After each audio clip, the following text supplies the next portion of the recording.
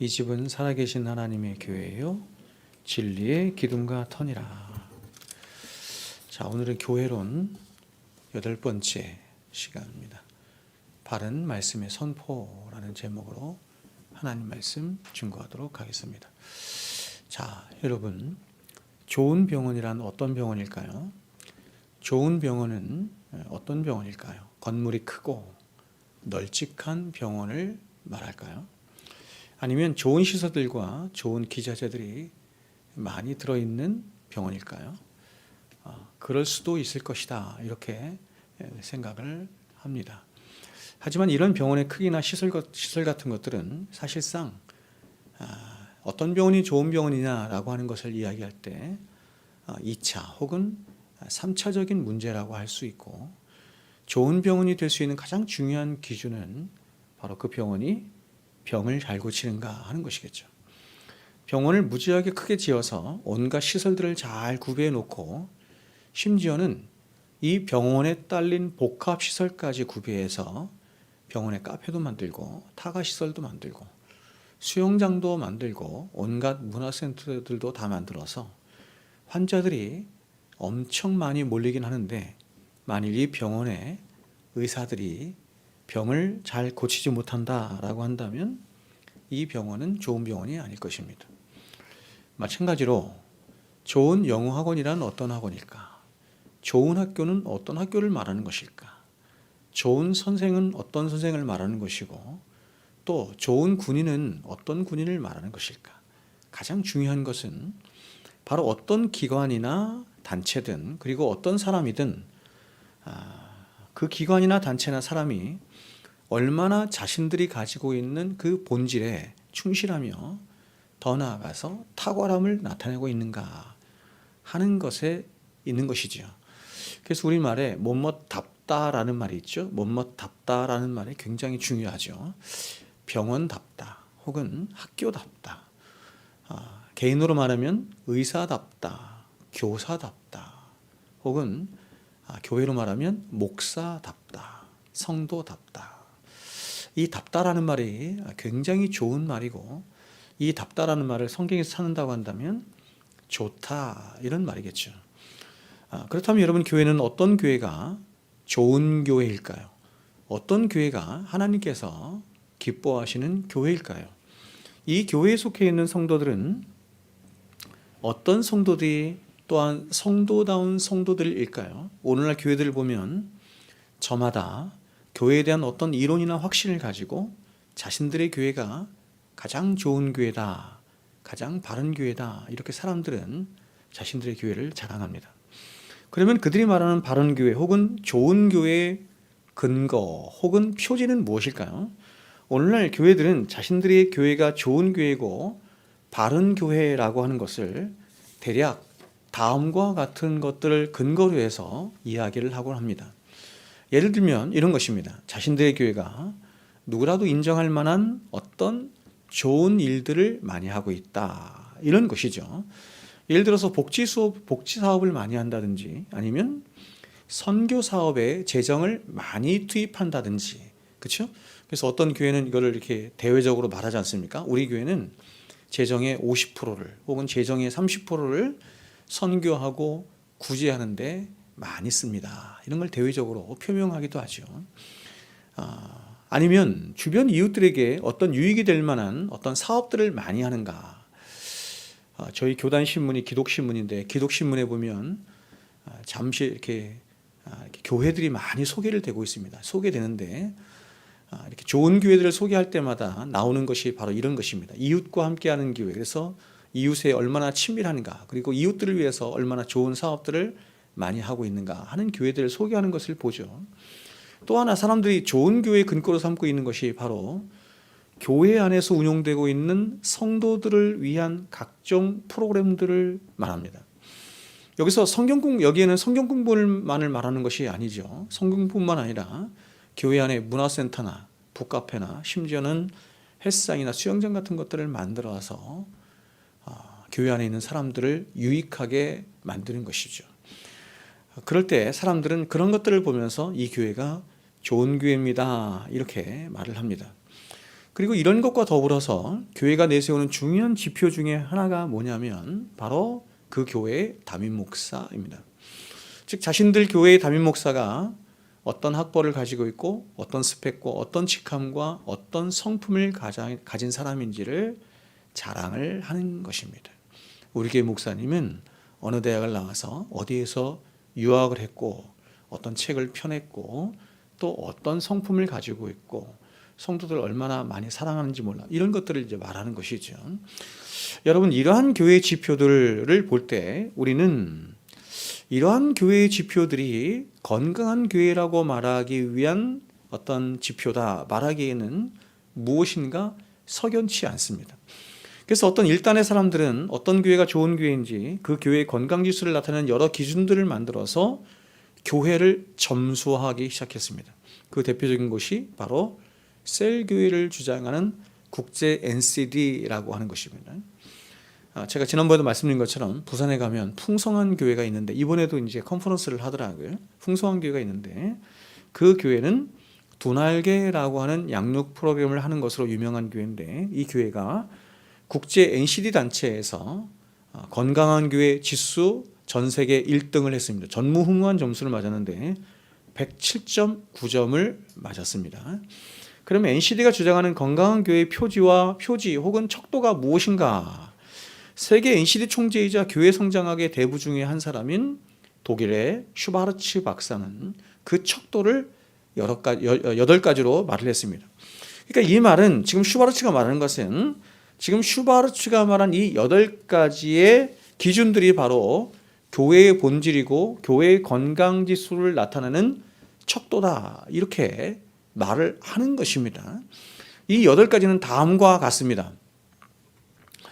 첫 번째는 뭐냐면 이런 것입니다. 사역자를 세우는 목회 지도력, 이거 첫 번째고, 두 번째는 은사 중심의 사역이고, 세 번째는 열정적인 영성, 네 번째는 기능적 조직, 다섯 번째는 영감 있는 예배, 여섯 번째는 전인적인 소그룹, 일곱 번째는 필요 중심적인 전도, 여덟 번째는 사랑의 관계, 이렇습니다. 여러분 어떻습니까? 이 8가지를 이렇게 쭉 보면 이 8가지가 굉장히 좋아 보이죠, 그렇죠? 굉장히 좋아 보이고 이 8가지의 기준이나 표지가 여러분 어떤 면에서는 저는 그렇게 생각합니다. 전혀 틀리거나 근거가 없는 것이다, 이렇게 제가 말씀을 드리고 싶지는 않아요. 왜냐하면 이 8가지를 성경에서 찾으려면 얼마든지 찾을 수 있기 때문에 그렇습니다. 그러나 여러분 지금 이 슈바르츠가 말하는 8가지의 근거들은 성경이 말씀하고 있는, 성경 전체를 통해서 교회에 관해서 말씀하고 있는 어떤 교회 표지들이다 라기보다는 오히려 다분히 굉장히 기능적이고 조직적이며 실용적인 측면에서 교회를 바라보고 교회에 대해서 말하는 그런 마케팅 교회에 가까운 표지들이다, 이렇게 말씀을 드릴 수가 있습니다. 제가 부목사 시절에 처음 이 8가지를 접했는데 제 방에도 이 NCD 책이 있어요. 슈바르츠가 말한 8가지의 기준들 책이 있는데 처음 이걸 봤을 때 제 부목사 때 굉장히 놀라웠습니다. 이런 8가지가 있었구나. 이 8가지를 참 이 발출하는 것 자체가 참 이 슈바르츠 박사가 굉장히 대단하다, 이런 생각도 했고, 이런 기준을 가지고 교회 점수를 매기고 또 교회 건강 지수를 이렇게 매기고 따르는 그런 교회들이 전 세계에 수없이 많이 있어요. 그러면 이와 다르게 오늘날 교갱협이 있어요. 교회갱신협의회라고 하는 게 있어요. 교갱협이라고 하는 곳에서 말하는 건강한 교회는 어떤 곳일까? 예를 들면 이런 것입니다. 그들이 말하는 건강한 교회는 예를 들면 이런 거야. 재정을 투명하게 공개를 하고 대사회적인 봉사를 많이 하고 이웃에게 더 친근히 가까이 가고 윤리도덕적으로 깨끗하며 아까 말씀드린 선교나 구제나 이런 것을 하는 퍼센테이지가 굉장히 많은 교회, 이런 교회를 건강한 교회, 이렇게 이 사람들은 말합니다.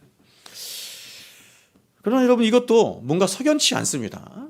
저는 이런 교회가 틀렸다고 말하는 것이 아니라 이런 것들이 성경이 말씀하는 교회를 말할 수 있는 교회의 어떤 척도이거나 본질은 아니다, 이렇게 제가 말씀을 드리는 거예요. 따라서 이런 교회는 성경적인 교회라기보다는 오히려 세상 사람들 누구라도 칭찬할 만한, 그렇죠?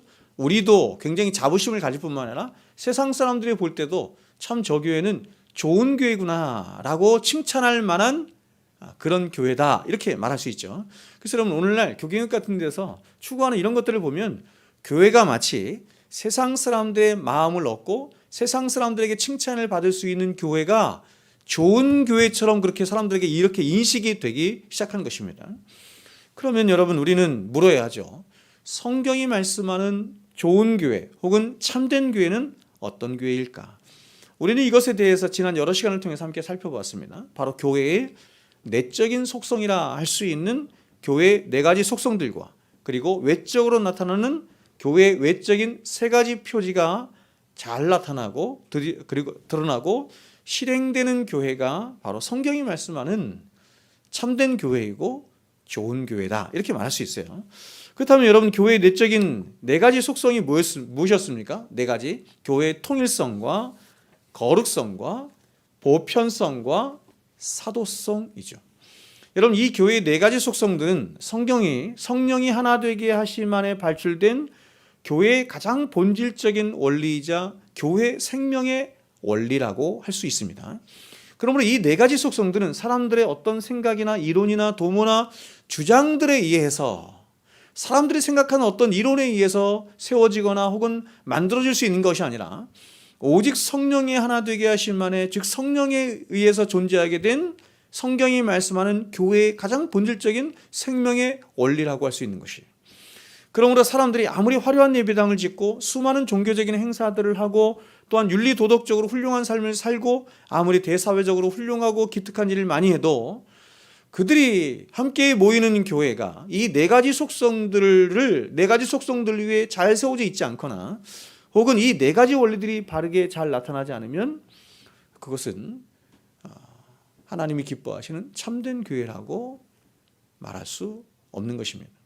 그렇다면 이렇게 교회의 본질인 교회의 통일성, 거룩성, 보편성과 사도성을 건강하게 유지하고 잘 지켜나갈 수 있도록 교회가 이번에는 외적으로 힘써야 할 교회의 외적인 표지들에는 어떤 것이 있을까요? 이것에 대해서 종교개혁자들의 신앙 고백이 잘 반영된 벨지카라고 하는 이 벨직 신앙 고백서는 우리들에게 이렇게 말을 해주고 있습니다. 참 교회의 표징은 다음과 같다. 먼저 순수한 복음이 전파되고 그리스도가 제정하신 성례전이 시행이 되며 권징을 실시하여 죄를 경계하고 모든 것이 하나님의 순수한 말씀에 따라 시행되며 말씀에 어긋난 것은 거부하고 오직 예수 그리스도를 교회의 유일한 머리로 인정한다면 그것이 바로 참된 교회이다. 다시 한번 말씀드릴까요? 이게 벨지카가 말하는 건데 들어보세요. 참 교회의 표징은 다음과 같다. 저 뒤에 현관문 좀 닫아줄래요? 참 교회의 표징은 다음과 같다. 먼저 잘 보세요. 계속해서 반복되는 말이 있어요. 잘 보세요. 먼저 순수한 복음이 전파되고 그리스도가 제정하신 성례전이 시행되며 권징을 실시하여 죄를 경계하고 모든 것이 하나님의 순수한 말씀에 따라 시행되며 말씀에 어긋난 것은 거부하고 오직 예수 그리스도를 교회의 유일한 머리로 인정한다면 그것이 바로 참된 교회이다. 어떠세요? 인정이 되세요? 여러분, 이 신앙고백서에서 참된 교회를 말하는 가장 중요한 두 가지 원리가 있어요. 그게 뭐냐면 먼저 첫 번째 표지이자 계속해서 반복되는 원리인데 그게 뭐냐면 참된 복음의 선포예요. 말씀 중심의 교회다, 이런 것이죠. 두 번째가 뭐냐면 후반부에 나오는 것인데 이것입니다. 그리스도의 주님 되심에 대한 주재권의 문제. 이 교회의 주인이 누구냐? 이 교회의 주인이 예수 그리스도시라고 하는 것이 밝히 드러나는 교회가 좋은 교회다, 이런 얘기예요. 그리고 나머지 성례전의 문제와 권징의 문제는 참된 교회를 구분짓게 하는 가장 중요한 또 다른 표지들인 것이 사실이지만 사실상 이 두 가지는 참된 말씀의 선포와 그리스도의 주되심에 수반되어서 나오는 요소들이기 때문에 참된 복음의 선포, 다시요, 말씀 중심의 교회, 이것과 그리스도의 주되심, 예수 그리스도의 주님 되심에 대한 이 표지, 이것을 잘 지켜나가는 교회가 건강한 교회고 참된 교회고 하나님이 기뻐하시는 교회다. 이렇게 말씀드릴 수가 있는 거예요. 두 가지예요. 그렇죠? 권징과 그리고 또 성례전은 사실상 말씀과 함께 가는 것이다. 이렇게 말씀을 드릴 수 있는데 가장 중요한 두 가지는 것입니다. 이 교회가 말씀 중심의 교회냐라고 하는 것과 다시 말하면 정말로 이 강단에서 하나님의 말씀이 진리의 말씀이 바르게 선포되고 더 나아가서 그 말씀이 성도들을 주장하며 그 말씀을 이끌어가는 교회인가 하나. 두 번째는 뭐냐면 두 번째도 사실 첫 번째로부터 나오는 것인데 바로 이 교회의 주인이 누구인가 하는 것이 얼마나 확연하게 드러나는가. 예수 그리스도가 주인이시죠. 근데 예수 그리스도가 이 교회의 주인이시라고 하는 것을 얼마나 확연하게 드러나는가 하는 것이죠. 말씀이 잘 선포되고 말씀이 잘 시행되고 말씀이 여러분 교회를 이끌어간다면 그 교회가 바로 주님의 교회겠죠. 결국 말씀이에요. 말씀. 자, 오늘 이 네 가지 중에 첫 번째 교회의 표지, 바른 말씀의 선포, 가장 핵심이죠. 이거에 대해서 함께 잠깐 살펴보겠습니다. 자, 여러분 성경이 교회를 말할 때 가장 일반적인 교회에 대한 묘사는 오늘 우리가 함께 읽은 이 디모데전서 3장 15절에 이렇게 말하죠. 이 집은 여기 붙어 있어요. 지금 교회 딱 들어올 때 붙어 있는데 이렇게 말합니다. 이 집은 살아계신 하나님의 교회요 진리의 기둥과 터니라 이렇게 말합니다. 그렇죠? 바울이 교회를 말할 때 교회를 가장 일차적으로 뭐라고 말하고 있냐면 하나님의 교회 이렇게 말하고 있어요. 그렇죠? 예수님은 이 교회를 누구의 교회라고 그랬어요? 내 교회, 주님의 교회 이렇게 말씀했는데 사도 바울은 하나님의 교회 이렇게 말했습니다. 참 여러분 이 하나님의 교회라는 말이 이렇게 좋은 말인데 이단이 갖다 쓴 거예요. 안상홍. 하나님의 교회. 그리고 이어서 교회에 대해서 다시 말하기를 이렇게 말했죠. 교회의 핵심적인 표지가 뭐냐? 진리의 기둥과 터다 이렇게 말했습니다. 진리의 기둥과 터 이렇게 말했어요. 이 말은 기둥과 터가 보세요. 기둥과 터는 토대를 말하는 것이죠. 반석을 말하는 것, 토대를 말하는 것이고 기둥은 지탱하는 걸 말하는 것이죠.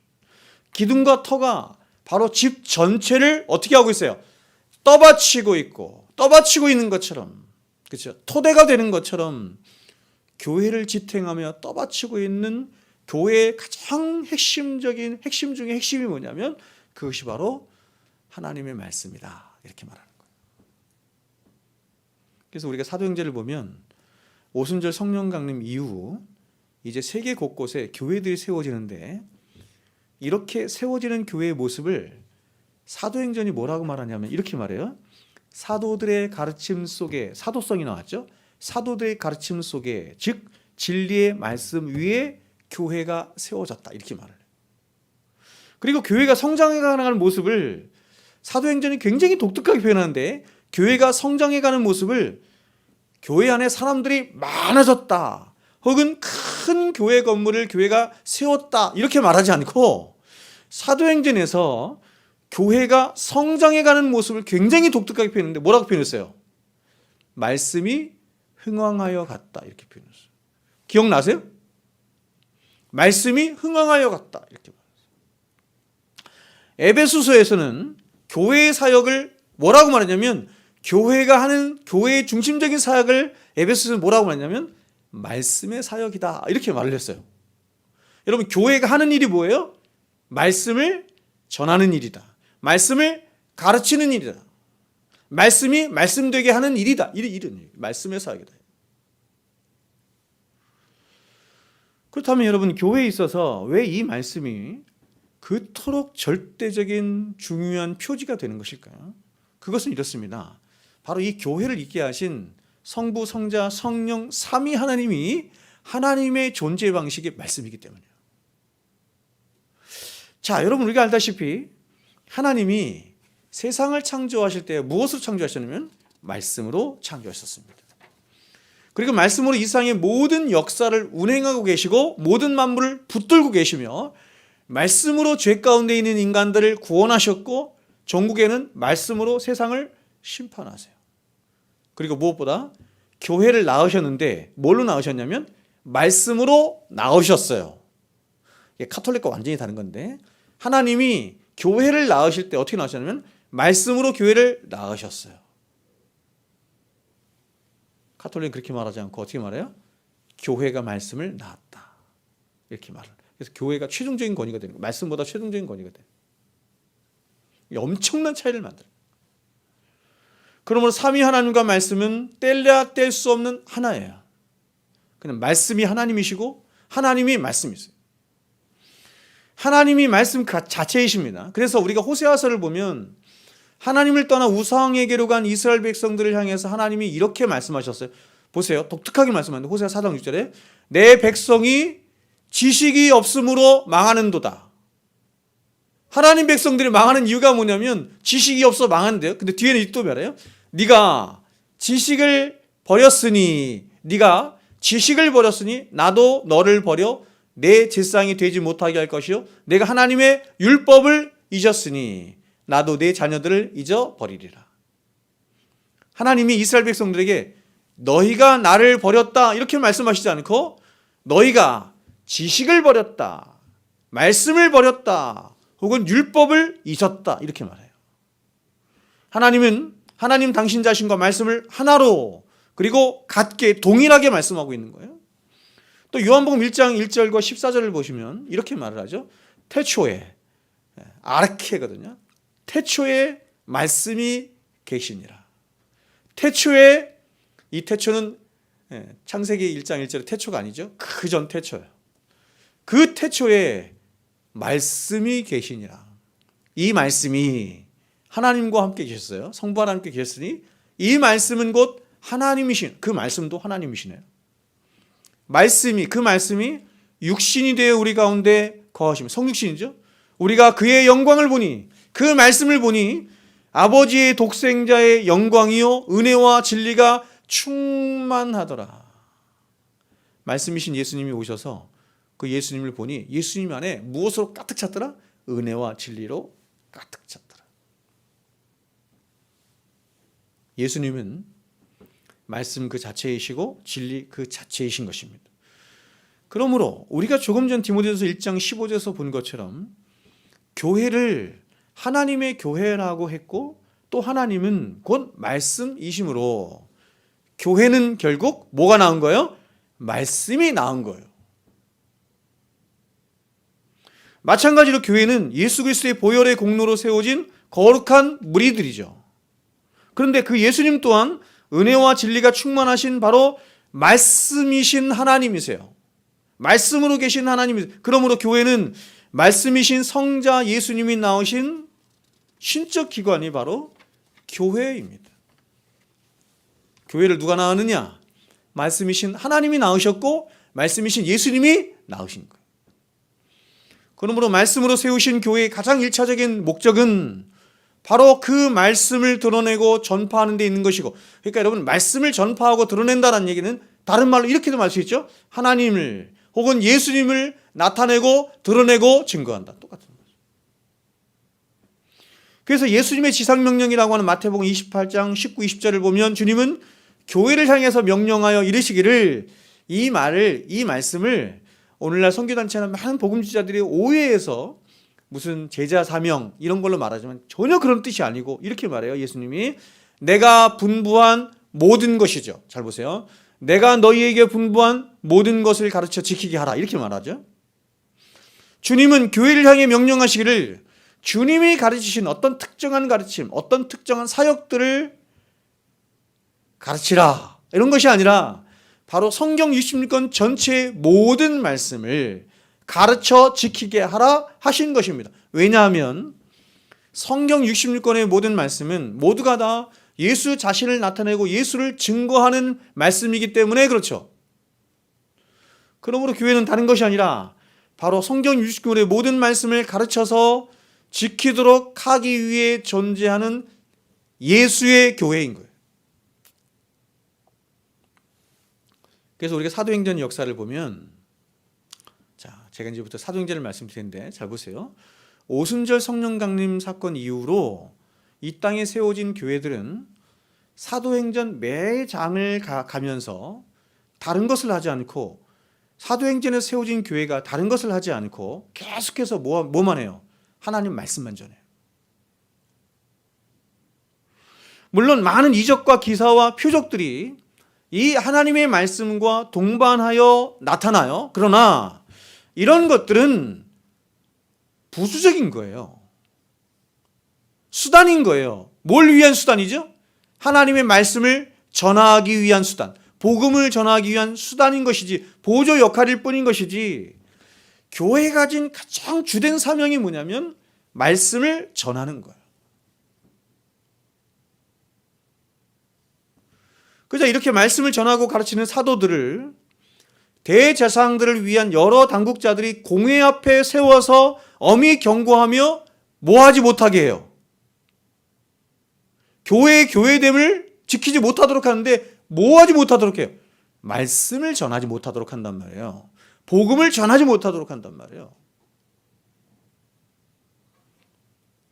말씀에 대한 외적인 박해가 일어나는 겁니다. 이들은 교회가 말씀을 가르치고 전하는 일을 이적이나 기적과 같은 그 어떤 일보다 가장 큰 일로 여겼으며 가장 도전적인 일로 여긴 거예요. 그러면 세상이 교회를 핍박할 때 세상이 교회를 핍박하는 가장 중요한 목적은 뭐예요? 교회로 하여금 말씀을 전하지 못하게 하거나 혹은 말씀을 전한다 할지라도 그 말씀을 왜곡되게 전하도록 하는 거예요. 그런데 이런 이들에 대한 사도들의 반응이 어떻게 나타나냐면 사도행전 4장 19절 20절에 보면 잘 보세요. 이렇게 말해요.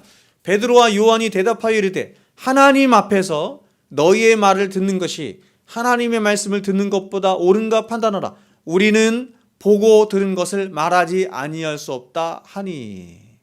무슨 말이냐면 교회는, 그러니까 여러분 사도행전에서 우리가 사도들 이렇게 말할 때는 개인 사도를 말할 수도 있지만 사도는 교회를 예표하는 것이기 때문에 사도들을 얘기할 때는 교회 이렇게 보면 되는 거야. 교회는 바로 이 한 가지 일, 즉 하나님의 말씀을 가르치고 전하며 그 말씀이 되도록 하기 위해서 부르심을 받고 존재하는 하나님의 교회라고 하는 것을 사도행전이 말하는 거예요. 그래서 이러한 그런데 이렇게 외적인 박해에도 교회가 굴하지 않아요. 그래서 이번에는 교회 안에서 내적으로 이번에는 중대한 시험이 발생하게 됩니다. 외적인 박해로 말미암아 교회로 하여금 하나님의 말씀을 전하지 못하도록 했는데 교회가 이겨냈어요. 그래서 이번에는 교회 안에서 시험이 일어나는 거예요. 어떻게? 바로 교회 안에 헬라파 과부들의 구제에 관한 문제가 발생한 겁니다. 자, 여러분 이것은 교회로서는 굉장히 민감한 문제고 중대한 문제고 실질적인 문제예요. 그렇죠? 그래서 이것을 자칫 잘못하면 중대한 교회가 도전에 직면할 수 있는, 그래서 어떤 면에서 교회가 즉각적으로 해결해야 되는 굉장히 중요한 문제입니다. 그러나 성령의 충만한 인도를 받고 있는 사도들은 이러한 교회의 문제와 도전 앞에 자칫 잘못하면 발생할 수 있는 어떤 위험성이라고 하는 것들을 무릅쓰고 이렇게 선포해요. 이렇게 선포했다는 건 뭐냐면 영원한 교회의 제도로 세웠다 이런 뜻이에요. 이렇게 말하면 사도행전 6장에 12사도가 모든 제자를 불러 이르되, 12제자가 세운 거는 교회가 세운 거예요. 12사도가 모든 제자를 불러 아래 이르되 우리가 하나님의 말씀을 제쳐놓고 접대를 일삼는 것이 마땅하지 아니하니. 옛날 개혁성경은 구제를 일삼는 것이 마땅하지 아니하니. 형제들아 너희 가운데서 성령과 지혜가 충만하여 칭찬받는 사람 7을 택하라. 우리가 이 일을, 그렇죠, 구제하는 일을 그들에게 맡기고 우리는 사도된 우리는, 다시요, 교회는 오로지 기도하는 일과 말씀 전하는 일에 힘쓰니라. 옛날 성경은 전무하리라 했어요. 여러분, 사도들은 가장 먼저 사람들이 보기에 시급하고 중대한 문제 같아 보이는 구제라고 하는 문제를 간과하거나 소홀히 하지 않았습니다. 그래서 7 집사를 세워서 그 일을 맡겼어요.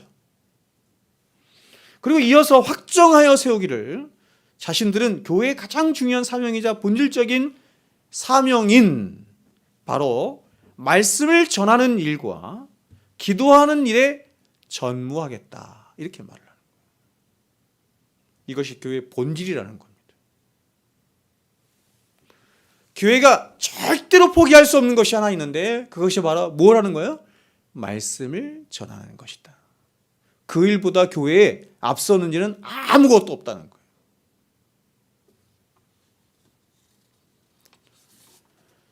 여러분, 이들은 지금 구제라고 하는 문제를 간과하는 것이 아닙니다. 잘 들으셔야 돼요. 간과하고 있진 않아요. 그러나 교회가 가져야 할 가장 중요하고 궁극적이며 우선시되는 일이 무엇인지를 세우고 있는데, 그게 바로 말씀을 전하는 일이다. 그래서 이때 교회의 영원한 우선순위가 교회에 딱 정해진 거예요. 자, 여러분, 우리는 이러한 내용들을 사도행전 도처에서 찾아볼 수 있습니다. 이러한 일을 한 가지만 더 여러분에게 말씀을 드리면, 바로 다음 장인 사도행전 8장에 찾으시는데, 오순절 성령 강림 이후 말씀으로 흥왕하여 가던 교회가, 잘 보세요, 말씀으로 흥왕하여가 굉장히 독특한 표현이에요. 교회가 흥왕하여 간다, 이 표현을 말씀이 흥왕하여 간다, 이렇게 표현했어요. 이제 주춤해요. 말씀이 흥왕하여던 교회가 주춤하자, 그래서 말씀이 오랜 시간 예루살렘 교회 안에만 딱 갇혀 있게 되자 어떤 일이 일어나게 되냐면, 더 이상 갇혀 있을 수 없는 하나님의 말씀이 예루살렘 교회 안에 큰 핍박을 일으켜요. 여러분, 핍박을 누가 일으켰다고요? 말씀이 일으킨 거예요. 그러니까 여러분, 핍박이라는 것이 이렇게 때로는 말씀 때문에 올 수 있는 거예요.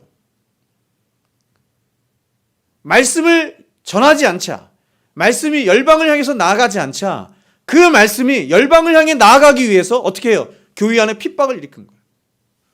그래서 예루살렘 교회 안에 있던 사도 외에 모든 성도들이 어떻게 돼요?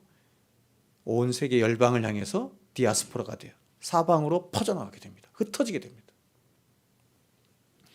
그자 이렇게 흩어진 성도들이 유다와 하나님의 명령을 따라서, 그죠? 강제적이죠? 말씀이 강제적이죠? 유다와 사마리아와 땅 끝으로 흩어져서 이들이 뭐를 하냐면, 사도행전 8장 4절에 이렇게 말을 합니다. 그 흩어진 사람들이 두루 다니며 복음의 말씀을 전할세, 이렇게 말하죠. 흩어진 교회와 성도들의 항상 최대의 관심사는 뭐냐면 하나님의 말씀이었던 것입니다. 그리고 그 말씀이 가진 생명력으로 인해서 성도들은 그 말씀을 전하지 않고는 견딜 수 없는 것이에요. 이것은 마치 예레미야가 방백들과 백성들에게, 그렇죠? 이 구렁에 빠져가지고 죽을 위험을 당하는 그런 위협 앞에서, 더 나아가서 많은 백성들에게 조롱을 당하고 멸시를 당하고 수치를 당하는 그 시점에서 하나님 앞에 나가서 이렇게 말하는 것과 똑같은 거예요. 내가 다시는 여호와를 선포하지 아니하며 그의 이름으로 말하지 아니하리라 하면, 이건 이제 우리의 본성이 말하는 거죠. 이런 우리의 본성 안에 말씀이 역사하고 성령이 역사하자 이렇게 말합니다. 나의 마음이 불붙는 것 같아서 골수에 사무치니 답답하여 견딜 수 없나이다. 뭐가 답답하다는 거야? 말씀을 전하지 않고는 견딜 수 없다, 이렇게 말하는 거죠. 교회가 무엇인가? 교회는 세상의 어떤 조직이나 정치 조직이나 사교 모임이나 문화단체가 아니라 바로 진리의 기둥과 터로서 진리를 사랑하고 진리를 진리되게 하고 진리를 지켜내고 진리를 전하는, 그래서 오직 진리 안에 살고 진리로만 죽는 바로 하나님께 속한 당신의 거룩한 무리들이 바로 교회예요. 여러분, 이제 우리가 개혁교회 이런 말을 하잖아요. 개혁교회라는 말이 이런 말이에요. 진리로 살고 진리로 죽겠다. 제일 중요한 게 진리이기 때문에 그렇게 진리의 목을 매는 거예요. 교회사를 여러분 한번 보세요. 교회 역사상 교회가 가장 위축된 시기는 언제였냐면 말할 것도 없이 하나님의 말씀이 이 땅에 떨어진 시기였습니다. 반대로 언제나 교회 역사상 가장 위대한 부운동이 일어난 때는 바로 하나님의 진리의 말씀이 살아나고 선포되며 그래서 위대한 설교자들이 일어났던 때였습니다. 그러므로 오늘날 조국교회 안에 이렇게 교회들이 많고 이렇게 성도들이 많이 있음에도 불구하고 우리가 교회의 쇠퇴를 말하고 교회의 위기를 말하지 않을 수 없는 이유가 바로 우리가 조국교회 강단의 위기를 보고 있기 때문에 그렇습니다. 여러분, 조국교회 강단의 위기라는 것은 이런 것을 말하는 거예요. 뭐냐면 바른 진리 위에 서서 그 진리가 말하고 싶어하는 하나님을 설교하고 십자가를 설교하며 우리의 죄와 심판에 대해서 설교해야 할 교회가 이제 더 이상 하나님을 설교하지 않고 예수 그리스도의 십자가를 말하지 않으며 그리고 죄에 대해서 의에 대해서 심판에 대해서 말하지 않는 위기를 강단의 위기라고 하는 거예요.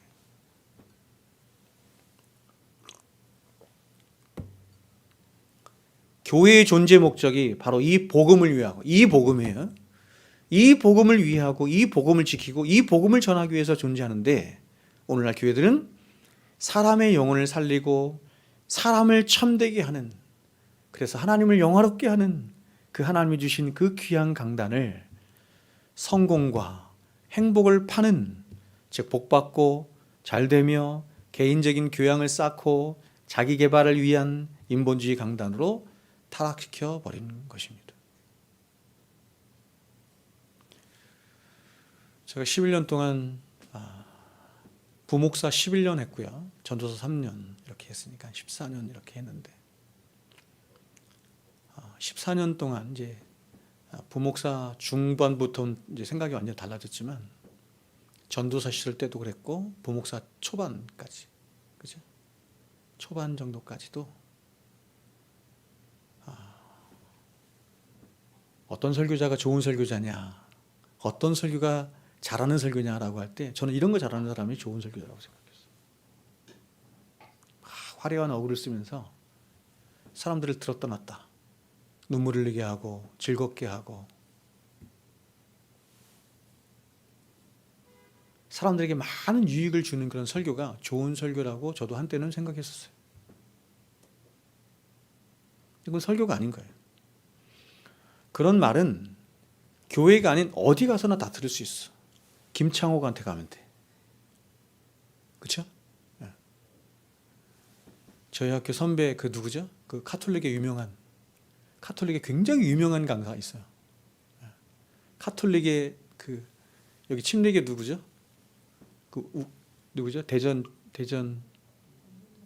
장경. 네. 카톨릭의 장경동이라 불리는 분이 있어요. 제 대학 선배예요. 그분이 이렇게 말씀을 쭉 듣잖아요. 사람을 위한 것밖에 없어. 진리는 하나도 없어. 여러분, 교회는 칼빈이 말한 대로 절대로 사람들에게 성공이나 행복을 찾아주는 어떤 종교적인 기관이 아니고 또 이 세상에서의 고통을 잠시나마 잊도록 해주는 그런 심리 상담소도 아니에요. 예전에 유시민 씨가 나와서 공개적으로 말하더라고요. 종교가 뭐냐, 종교가 뭐냐. 세상에서 고통당하고 어려움 당하는 사람들에게 여러분 뭡니까? 심리 치료제 같은 것을 놔주는 곳이 교회다 이렇게 말을 하더라고요. 그래서 여러분 C.S. 루이스가 이런 말을 한 거예요. 보세요. 나는 행복해지기 위해 종교를 찾지 않는다. 많은 사람들이 행복을 우선시하고 그래서 행복을 찾기 위해서 교회를 가죠. 그리고 행복을 많이 줄 수 있는 교회를 선택을 하죠. 근데 C.S. 루이스는 뭐라고 했냐면 나는 행복해지기 위해서 종교를 찾지 않는다. 행복은 와인 한 병으로도 얼마든지 얻을 수 있음을 나는 알고 있다. 당신이 진실로 안락함을 느끼기 위해서 종교를 구한다면 제가 여러분에게 말씀드렸죠. 지금 최근에도 조사가 그래요. 왜 교회를 갑니까? 교회를 가는 1순위가 뭐예요? 마음의 평안이거든요. 똑같아요. 마음의 안락함을 느끼기 위해서 종교를 구한다면 나는 절대로 기독교를 권하지 않을 것이다. 마음의 평안을 얻을 수 있는 방법은 수없이 많이 있어요. C.S. 루이스가 말한 대로 포도주 한 잔 갖고도 되는 거예요. 오늘날 사람들은 교회를 자기 기호, 자기 취향에 따라 얼마든지 교회를 선택하기도 하고 바꿀 수 있는 소비자의 위치에 있어요. 마케팅 교회라는 거 이런 뜻이에요. 마케팅 교회라는 것은 소비자 중심의 교회다 이런 뜻이에요. 마케팅이 뜻이거든요. 그래서 사람들은 이제 교회를 선택할 때 이렇게 자기중심적인 자기 취향과 선택을 따라서 어떤 사람들은 가슴 뭉클뭉클한 감동이 있는 그런 교회를 선택하기도 하고 그런 교회를 좋다고 생각하는 것이죠. 또 어떤 사람들은 좋은 시설이 잘 구비되어 있거나 혹은 시스템이 잘 구축되어 있는 교회를 선택하기도 하고 그리고 어떤 사람들은 사회적인 봉사활동이나 선교 사업을 잘하는 교회를 선택한 사람들도 있는 겁니다. 제가 교회를 개척하면서 이런 거를 문의하는 사람들을 많이 봤어요. 그러면 여러분, 이렇게 교회와 신앙이라고 하는 것이 사람 중심 혹은 소비자 중심으로 바뀌게 되면 어떤 일이 발생할까요? 그렇죠? 여러분, 이 교회의 주인이 누구라고요? 하나님의 교회네요. 주님의 교회잖아요. 근데 사람이 주인된 교회가 됐어요. 다시 말하면 소비자 중심의 교회가 됐다는 건 뭐냐면 사람이 이 교회의 머리가 됐다, 주인이 됐다 이런 뜻이죠. 어떤 일이 발생해요? 이렇게 되면 이제 교회라는 것도 그리고 성도들의 신앙이나 믿음이라고 하는 것도 마치 그 사람들이 원하고 요구하는 것처럼 다양한 것으로 존재할 수 있는 것처럼 신앙이 왜곡이 되는 거죠. 수원에 가면 제가 교회 이름 되지 않겠습니다. 제가 나온 대학의 옆에 큰 교회가 있어요. 그 동의 이름을 딴 큰 교회가 있어요. 그 아버지도 우리나라에 굉장히 유명한 목사님. 그 큰 아들이 교회를 세웠는데 그 교회가 바로 이렇습니다. 예배가 딱 가면 예배가 6개인가 7개로 쫙 나눠져요. 동시간대 예배가 6개인가 7개로 드려지는 거예요. 예배가 다 달라요. 무슨 뜻이에요? 자기의 기호를 따라서 취향을 따라서 예배를 선택하는 거예요. 여러분 거기에 수천 명이 모입니다.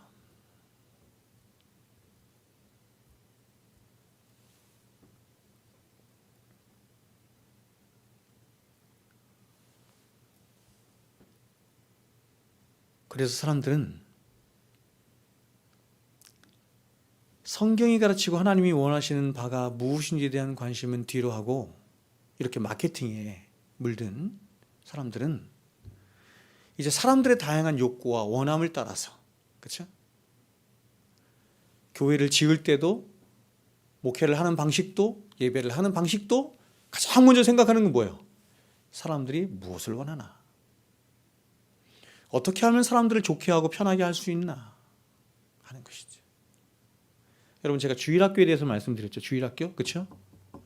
굉장히 어리석은 게 뭐냐면 주일학교 선생님들끼리 모여서 전도사하고 선생님들끼리 모여서 혹은 교회 관계자들이 모여서 어떻게 하면 우리 주일학교를 발전시키고 어떻게 하면 부흥시킬 수 있나 하면서 생각한 게 뭐냐면 애들이 이런 거 좋아해 말하는 겁니다. 애들이 이런 거 좋아해. 그러니 이런 거 좋아하는 거 많이 하자는 거예요. 여름성경학교도 뭐 할 거냐? 제가 어느 교회 여름성경학교 이렇게 2박 3일 동안 하는 걸 보니까 하나부터 10가지 중에서 9가지가 다 노는 거야. 왜요? 애들이 다 원하는 거니까. 다 노는 거야. 게임하고 먹고 즐기고 놀고 피크닉하고 다 그거야.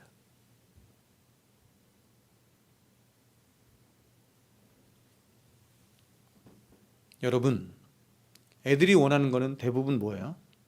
애들이 원하는 건 대부분 뭐죠? 다 자기 욕심과 죄성을 따른 거예요. 목사님, 우리 애들이 말씀 듣는 거를 굉장히 힘들어하고 어려워해요. 그러니까 말씀 시간을 좀 줄이고 애들이 좋아하는 거 좀 합시다. 그래 애들 많이 오거든요. 그래 부흥이 되거든요. 그럼 바보 같은 얘기가 어디 있어요? 애들이 말씀 싫어하는 거 당연한 거예요. 그게 그들의 본성이에요.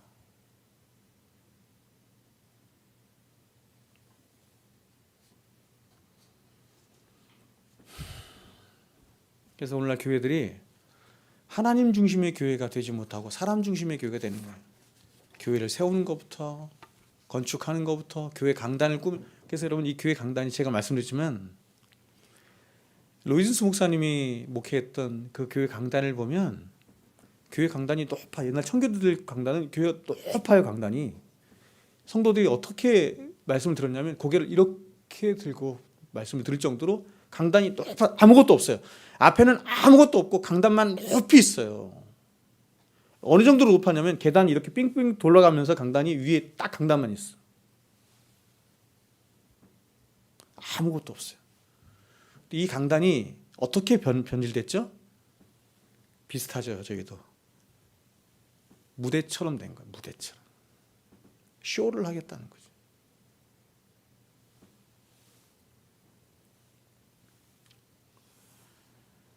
여러분 이렇게 말씀이 변질되고 왜곡되는 현상들에 대해서 바울은 이러한 현상들이 마지막 말세 때 일어날 일 중에 굉장히 중요한 현상 중에 하나다 이렇게 말을 합니다. 말씀을 왜곡시키는 일들이. 디모데후서 4장인데 이렇게 말을 해요. 때가 이르리니 사람이 바른 교훈을 받지 아니하며 귀가 가려워서 자신의 사욕을 따를 스승을 많이 두고 또 귀를 그 진리에서 돌이켜 허탄한 이야기를 따르리라. 여기서 때는 바울이 디모데후서 3장 1절부터 계속해서 말하고 있는 말세의 때를 말하는 거예요.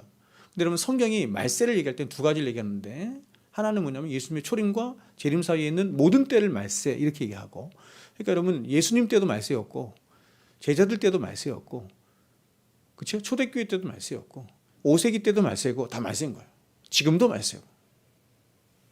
근데 정관사가 붙여진 말세가 있어요. 그거는 정말로 예수님이 오시는 그 마지막 파루시아를 말하는 거예요. 디모데후서에서 말하는 말세는 언제냐면 예수님의 초림과 또 재림 사이에 있는 그 마지막 때의 재림 기간을 전시대를 말하는 거예요. 그러니까 여러분 예수님이 오신 후에 예수님이 다시 오시는 그때까지 이런 일은 항상 있다. 이런 뜻. 항상 있다는 거예요. 어떤 일이 있어요? 때가 이르리니 그때는 마지막 때 항상 사람이 바른 교훈을 받지 않는, 사람은 바른 교훈을 좋아하지 않아. 귀가 가려워서 자기의 사욕을 따를 스승을 많이 두고 또 귀를 진리에서 돌이켜 허탄한 이야기를 좋아해.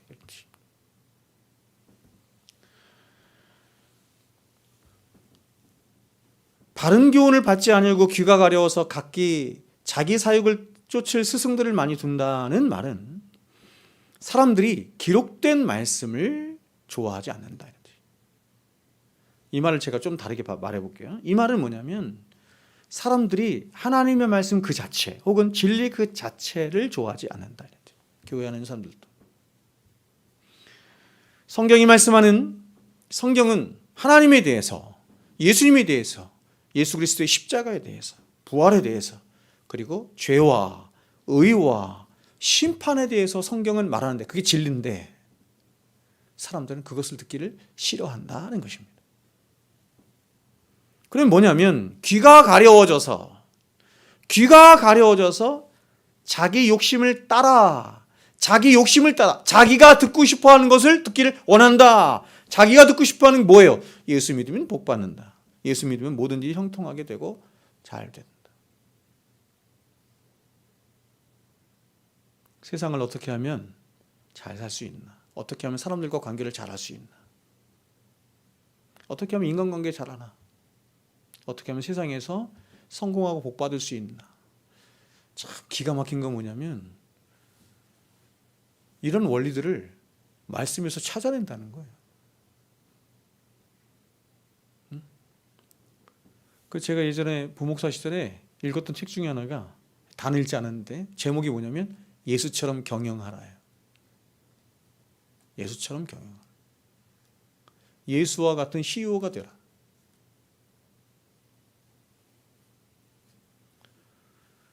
그렇다면 여러분 왜 사람들은 이런 거짓 선생들을 잘 구별하지 못하고 더 나아가 이런 거짓된 선생들을 좋아할까요? 그것은 거짓 선생들이 마치 우리와 같은 양의 모습으로 나타나서 아주 친절한 말투로 때로는 정통교리를 말하고 그렇게 양들을 위하는 척하기 때문에 그렇습니다. 그러나 무엇보다 사람들이 이런 거짓된 선생들을 좋아하는 이유는 바로 거짓 선생들이 말하는 그런 인본주의적인 말이죠. 축복의 말, 위로의 말, 거짓 긍정의 말들을 좋아하기 때문이에요. 유다의 마지막, 그쵸? 바벨론으로 끌려가기 마지막, 멸망하기 마지막 때 나타난 가장 중요한 현상이 이거예요. 사람들이 하나님을 그 중심에 두기 싫어하고 자신의 욕심을 따라 살고자 하는 사람들이 신앙생활을 한다고 교회는 다니긴 다니는데 실상은 이런 인본주의 거짓된 신앙을 따라서 자기 욕망을 채우기 위해서 교회를 다닌다. 이 말을 그냥 간단하게 해볼게요. 사람들이 교회를 다니는 이유가 뭐냐? 행복하기 위해서 교회를 다닌다. 이런 뜻이에요. 왜곡되고 거짓된 행복이죠. 탐심이 원하는 방식, 욕심이 원하는 방식, 쾌락이 원하는 방식의 행복이죠. 4절을 보시면 그 귀를 진리에서 돌이켜 허탄한 이야기를 쫓으리라 합니다. 사람들이 어떻게 하고 있냐면 그 귀를 진리에서 돌이켜서 허탄한 말에 귀를 기울이고 허탄한 말이 있는 곳에 사람들이 몰린다는 거. 사람들이 교회를 다니긴 다니는데 실제로는 하나님의 말씀을 싫어하고 온갖 인본주의 심리학에 물든 가르침들, 엔터테인먼트, 실용주의, 신비주의에 물든 가르침들을 따라서 또 그런 스승들을 쫓아서 자기 사욕을 채우는 일을 한다. 이렇게 말합니다. 오늘 바울은 이런 말세를 살아가는 우리들에게 이런 말세죠. 예수님의 초림과 재림 사이니까 언제나 그런 것입니다. 모든 사람들에게 예수님의 초림과 재림 사이를 살아가는 모든 그리스도인이라고 하는 사람들에게 이렇게 말을 합니다. 이렇게 해법을 제시해요. 그 뒤에는 바로 이어지는 말씀이 이것입니다. 3장 5절에서 첫 번째 이런 것입니다. 경건의 모양은 있으나 경건의 능력은 부인한 자니 이 같은 자들에게서 내가 돌아서라. 첫 번째가 뭐냐면 세상만 타락하는 것이 아니라 경건의 모양만 있고 경건의 능력을 상실한 그래서 빛을 잃어버린 거짓된 교회들에서 너희가 아웃해야 된다. 빠져나와야 된다.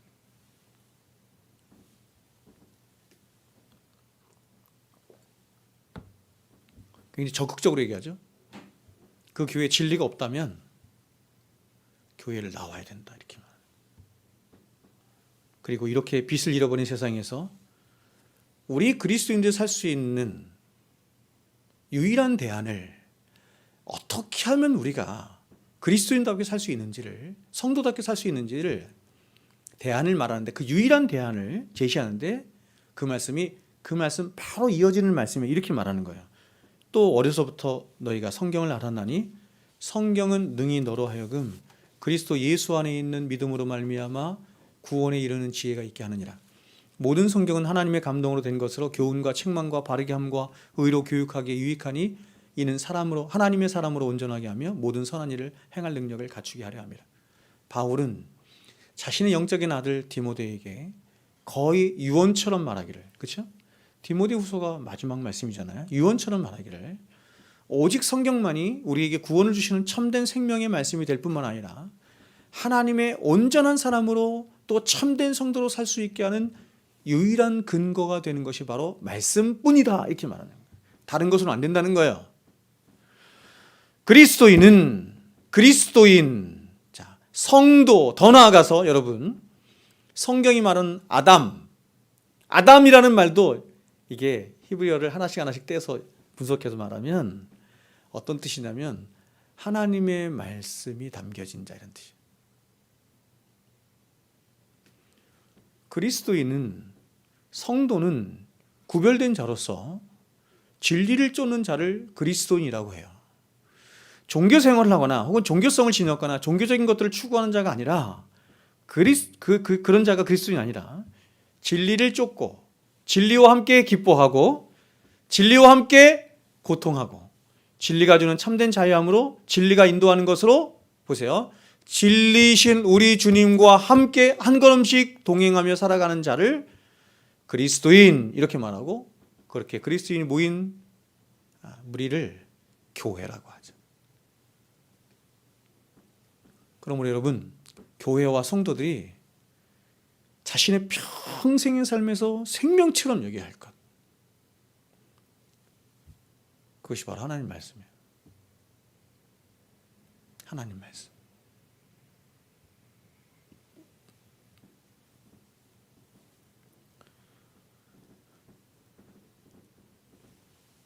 오직 믿음, 오직 은혜, 오직 예수, 오직 하나님께 영광. 위에 네 가지요.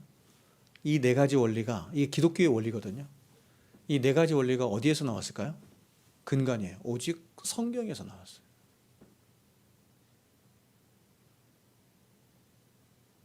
세상에 있는 어떤 종교도 이 네 가지를 말하지 않습니다. 위에를. 왜냐하면 그들은 성경에 기반하지 않기 때문이에요. 성경에 무엇을 더하거나 성경에 무엇을 뺀 사람들은 이렇게 하지 않아요. 성경에 무엇을 더한 사람들이 굉장히 많죠? 가톨릭, 마릴 성도 예수 그리스도의 교회. 그렇죠? 혹은 성경에서 뺀 사람들이 있어요? 누가 있어요? 유대교. 성경을 왜곡시킨 사람이 있죠? 구약 성경에 다른 것을 더한 사람이 있어요? 신약 성경을 빼고 무슬림. 같은 구약 성경을 보는 것 같은데 완전히 달라요.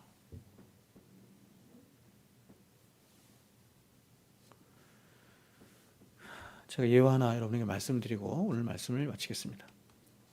종교개혁자 루터를 잘 아시죠?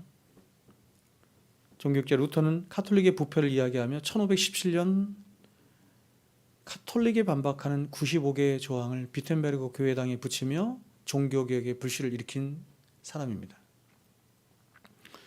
그래서 이후 루터는 카톨릭과 대립하며 카톨릭으로부터 끊임없이 공격을 받습니다. 그래서 루터는 1521년 신성 로마 제국의 칼 대제에게 청원하게 되고 이제 황제와 수많은 제후들과 국회의원들 앞에 불려가서 청문회를 받게 돼요. 그런데 이때 에크라는 신부가 신문을 하게 되는데 루터가 쓴 책들을 이렇게 가운데 가득 쌓아놓고 두 가지 질문을 하게 됩니다. 이렇게 말을 하는 거예요. 이 책이 내가 쓴 책 맞느냐? 또 한 가지는 뭐냐면 이 책 속에서 네가 주장하는 것들을 앞으로 계속 주장하겠느냐? 이 두 가지 질문을 해요. 그래서 루터가 나는 좀 더 신중하게 대답하고 싶습니다. 이렇게 말을 하고 하루만 더 나에게 대답할 시간을 주십시오. 이렇게 말을 해요. 그리고 그 다음날 이번엔 더 큰 장소에서 황제와 수많은 더 많은 사람들, 그렇죠? 다 모인 가운데 다시 신문을 봤는데 그때 루터가 이렇게 대답을 합니다. 황제폐하, 황제 앞에서 얘기하는 거예요. 황제폐하, 성경의 증거와 이렇게 말해요. 성경의 증거와 명백한 이성에 비추어서 나의 유죄가 증명되지 않는 이상 나는 교황들과 교회 회의의 권위를 인정하지 않겠습니다. 자, 지금 보세요. 루터는 교회의 권위보다 뭐를 더 위에 두고 있어요? 성경의 권위잖아요. 있을 수가 없는 일이에요. 중세에서는. 그렇죠?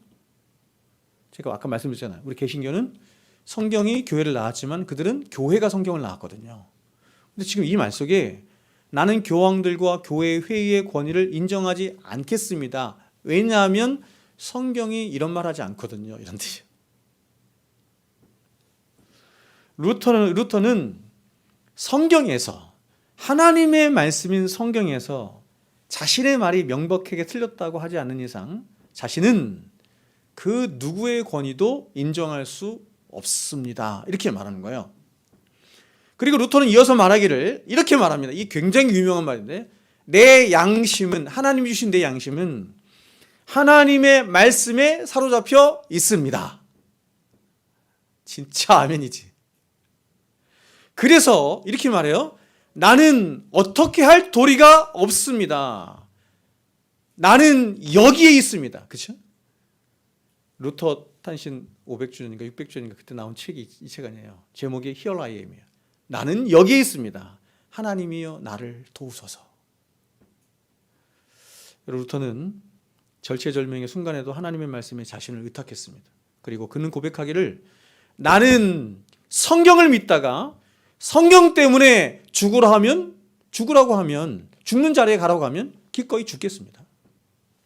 살아도 나는 성경대로 살고 죽어도 성경대로 죽겠습니다. 이게 개혁주의예요. 지금 루터는 수백 년 동안 이어져온 로만 가톨릭의 수많은 전통과 유전 앞에 서 있어요. 그리고 황제와 수많은 가톨릭의 사제들 앞에 서 있습니다. 그리고 무엇보다 그는 언제 당할지 모르는 죽음의 위협 앞에 서 있습니다. 근데 루터는 이 모든 위협 앞에서 말하는 거예요. 마치 누가 말하는 것 같아요, 여러분? 여러분, 성경에서 누가 말하는 것 같아요?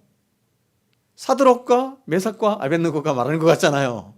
왕이여, 이 일에 대한 나는 아무것도 방어할 것이 없습니다. 말할 것이 없습니다. 죽이려면 죽이십시오. 똑같은 말이에요. 나는 성경대로 믿고 성경대로만 살겠습니다. 이렇게 말하고 있는 거예요. 나는 성경대로만 믿고 성경대로만 살고 성경대로만 죽는 자니 이런 나를 죽이려면 죽이십시오. 내 목숨은 하나님의 것입니다. 이렇게 말하는 거죠. 여러분, 이 루터의 자세가 이 땅을 살아가는 모든 그리스도인들이 가져야 할 모든 신앙인의 바른 자세예요. 이 루터의 고백은 모든 시대, 모든 그리스도인들이 가져야 할 한결같은 고백이어야 합니다. 그래서 어떤 면에서 지금 루터가 한 이 신앙 고백은 이렇게도 말할 수 있어요. 그리스도인과 그리스도인이 아닌 자를 구분하는 가장 절대적인 시금석이 바로 이 고백입니다.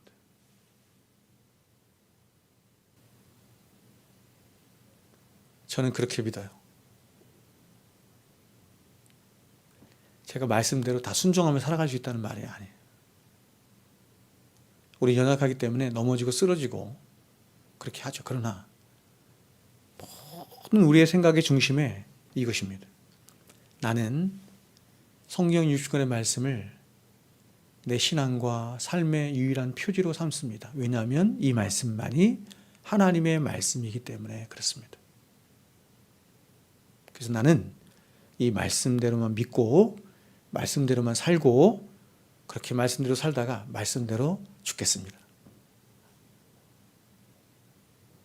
이 루터만이 해야 되는 고백이 아니라 모든 그리스도인이 해야 하는 참된 신앙 고백이라고 저는 믿어요. 정말 저는 믿습니다. 말씀 맺겠습니다. 여러분은 참된 교회를 보기를 원하십니까? 그리고 여러분이 그 참된 교회의 한 몸 안에서 참된 성도들로 지어져 가기를 원하십니까?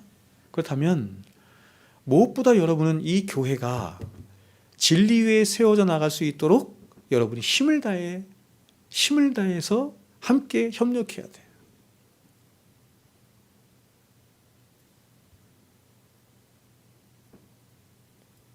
제가 예전에 참교추 할 때 여러분 제 친구 목사님이 있었어요. 저기 어디지? 개포동. 그 개포동이 한참 막 재개발하고 막 그랬잖아요. 거기에 딱 교회가 있었어요. 그 부자들 사는 교회.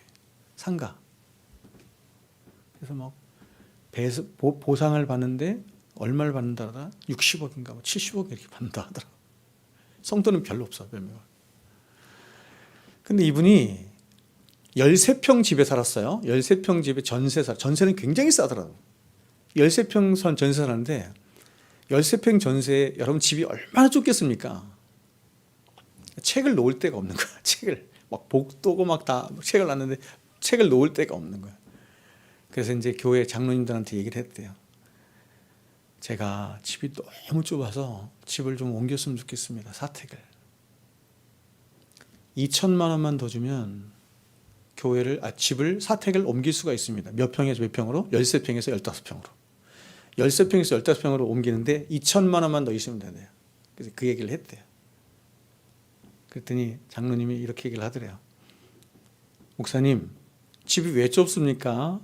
이렇게 얘기를 했대요. 그러자 이 목사님이 이렇게 얘기한 거예요. 네, 집에 책이 좀 많아서 책을 놓을 데가 없어서 너무 좁습니다. 이렇게 얘기를 하자 그 장로님이 이렇게 얘기를 했대요.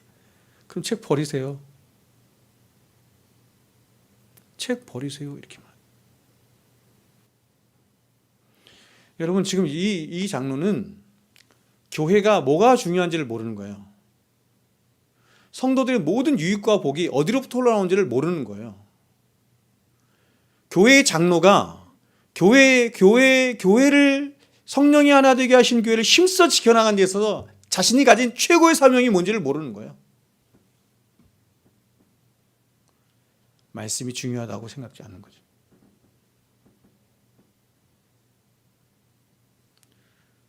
제가 그 얘기 듣고 얼마나 기가 막혔는지 몰라요. 너무 그리고 안타깝고 어리석고 불쌍하고.